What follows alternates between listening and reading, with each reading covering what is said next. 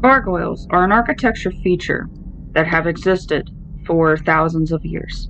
Initially designed to filter rainwater away from the edge of a building, they also have an arcane purpose to ward off evil spirits. Gargoyles were first created to prevent structural damage to buildings by preventing rainwater from running down the side of a monument and eroding the mortar between the stonework.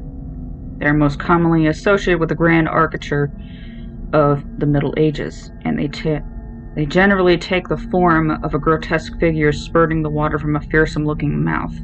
This grotesque appearance is why gargoyle-like creatures on the sides of buildings with no structural purpose are known as grotesques. Their unusual and distinctive appearance makes them a favorite feature of old buildings for many people, and they are even the topic of several legends and folktales. The English term gargoyle is French in origin. It comes from the word gargouille, meaning throat, and gargarisser, meaning to gurgle. This reflects the fact that the water tends to come out of the mouth of the gargoyle. The terms for gargoyle in other languages tends to be more descriptive. In Italian, a gargoyle is called a dazione o grande sporgente, which translates to protruding gutter, while the German word Wasserspeier means water spewer. The Dutch term water spewer has the more visceral translation water vomiter. Gargoyles are carved from stone and take many forms. A large number of them depict chimeras, bizarre hybrid creatures mixing different animal parts.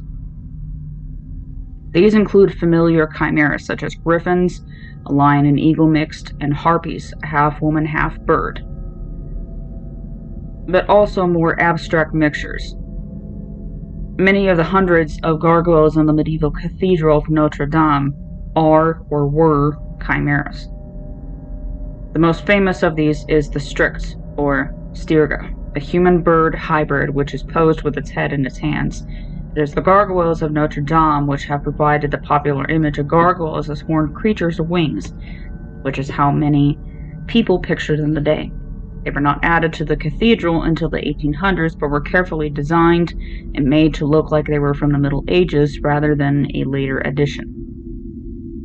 As their function was to protect the buildings from erosion, many gargoyles bear the brunt of inclement weather and storms. This makes them prone to damage and erosion.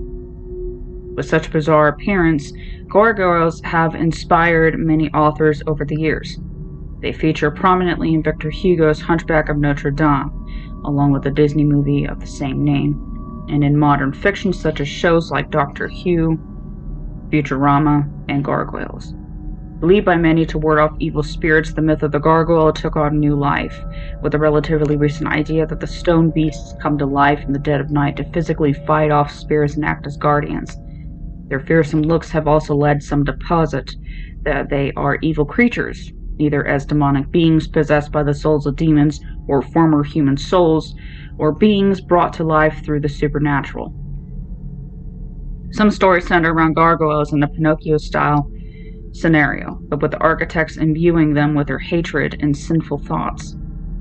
They have also been depicted as a mythical race. This is a more modern idea and appears in games and mythos such as the world of Dungeons and Dragons. The idea of gargoyles being a race includes such details as them laying eggs which would hatch and blend in as new architectural features, seemingly unnoticed by the humans who visit the buildings. The original legend of the gargoyle, or more accurately gargoyle, was French, and it described the heroic endeavors of Saint Romanus, the 7th century bishop of Rouen, who was said to have saved the region from a monster called the gargoyle. The gargoyle was similar to a dragon with wings, a long serpent-like neck, and the ability to breathe fire. Saint Romanus was able to subdue the gargoyle with a crucifix and the help of a condemned man. They led the creature back to Rouen where it was burned. The head and neck did not burn because of its ability to breathe fire, making them impervious to this. And they were subsequently mounted on the wall of the church. In honor of the contribution made by the condemned man, it became tradition for the Archbishop of Rouen to pardon one person each year during the parading of the relic of Saint Romanus. Just like the gargoyle of legend, stone gargoyles were mounted on the walls of churches. They are usually intricate, and it would be extremely hard to carve them if this was done in situ. While they're most commonly associated with medieval architecture, their functional purpose means they have been around far longer than this. They appear in architecture in ancient Egypt, Greece, Rome, as well as on Etruscan buildings. The oldest known gargoyle is 13,000 years old and located in modern-day Turkey. It is in the form of a stone crocodile. The ancient gargoyles did not ever take the form of chimeras or fictional beasts, but were modeled instead on native animals. The gargoyles in ancient Egypt and Greek architecture were almost all in the form of lions. Many ancient Egyptian gargoyles were also carved with hieroglyphics. The Temple of Zeus originally had 102 marble gargoyles, which depicted lion heads. The marble was extremely heavy, and due to erosion and the weight of the gargoyles, many of them fell from the temple over time. 39 of the gargoyles survive today. Lion-head gargoyles are also a feature on many of the buildings in Pompeii, and as many of the villas and buildings in Pompeii were modeled on Greek architecture, it is an indicator that lion-head gargoyles were the norm throughout the ancient Greek world. The lion remained a popular choice for gargoyles in medieval times, which may be due to their prior association with the sun. Their popularity waned when they became associated with the sin of pride, as they were no longer desirable motifs on religious buildings. It is very rare to find domestic cats as gargoyles in the medieval period due to their associations with witchcraft and the occult. Although most gargoyles depict mythical beasts or real animals, there is a third kind, depictions of real people. These gargoyles tended to represent notable figures in the community. Many of them depicted local benefactors, such as the people who were funding the work. On other occasions, the stonework was in the image of the person who was carving it, or of the architect who designed the building. There are even examples of gargoyles modeled after the local priests or bishops. While the lion fell from grace, other animals remained popular among the architects, and there are a wide variety of animals native to Europe which were chosen to protect buildings. The most commonly used animal was the dog. Dogs were seen as faithful to their masters, loyal, intelligent, and therefore excellent guardians. During the Middle Ages, dogs were generally kept as guardians to protect the house from intruders. This is likely another reason they were chosen so often as a subject for gargoyles. Another commonly chosen creature was the wolf.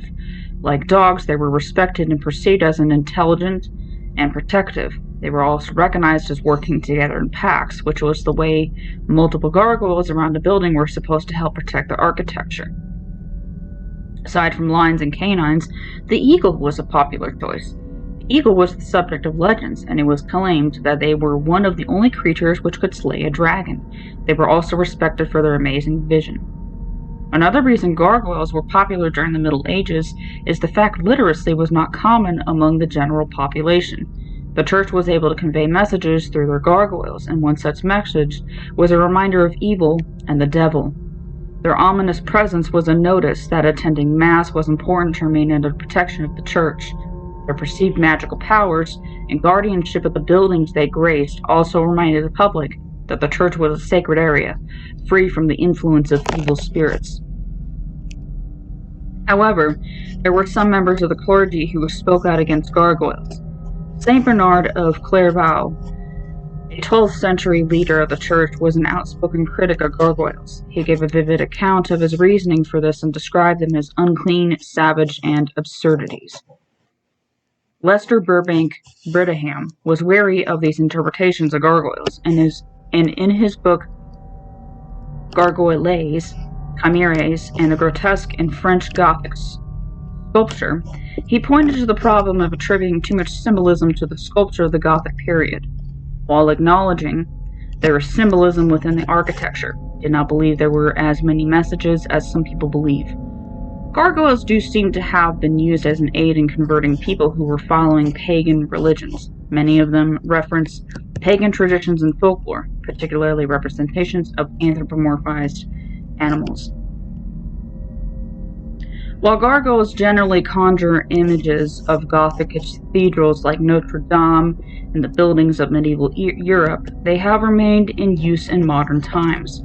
The majority of modern gargoyles are the grotesques, which do not serve as drainage aids, but they are widely given the name gargoyles, and this is what most people consider them to be.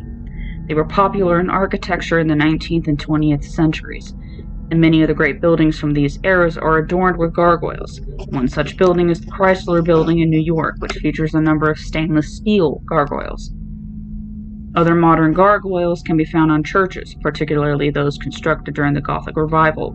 The city of Pittsburgh is home to many gargoyles and grotesques as it became swept up in the Gothic Revival movement, and they captured the imagination of many architects. Construction began on the Washington National Cathedral in Washington, D.C. in 1908, as a number of gargoyles carved in limestone. Many of these gargoyles depict more modern beasts, such as Darth Vader or crooked politicians, a clever spin on the idea of grotesque monsters vile enough to scare away spirits. The Darth Vader gargoyle in particular was the result of a contest for children who were tasked with designing a new gargoyle. One of the more notable modern gargoyles was added to the 12th century Paisley Abbey. The church was renovated during the 1990s, which at this point several of the original gargoyles needed to be replaced. In an absurd and rather fabulous move, one of the gargoyles was replaced by a depiction of the alien from the 1979 movie of the same name. As bizarre as it seems to have such a modern representation on an ancient church, the gargoyle is not juxtaposed to the beautiful stained glass windows in Gothic architecture. It blends in perfectly. Another example of this modern take on gargoyles is the Chapel of Bethlehem, a French church from the Middle Ages. By the 1990s, it was in ruins, and when it was restored, the stonemasons tasked with sculpting new gargoyles made the unusual decision to base the new gargoyles on modern fictional creatures, as well as another alien gargoyle. It really does blend in. The Chapel of Bethlehem has a number of gargoyles inspired by the Mogwai and Gremlins from the movie Gremlins, and one depicting a cartoon robot called Grim Dizzer. Although they serve a humble purpose, gargoyles have been an inspiration for architects for thousands of years. Why so many civilizations have decorated such a utilitarian feature in this way is a mystery, but they will continue to entertain and impress people today, and they will probably remain a feature in buildings constructed for many years to come.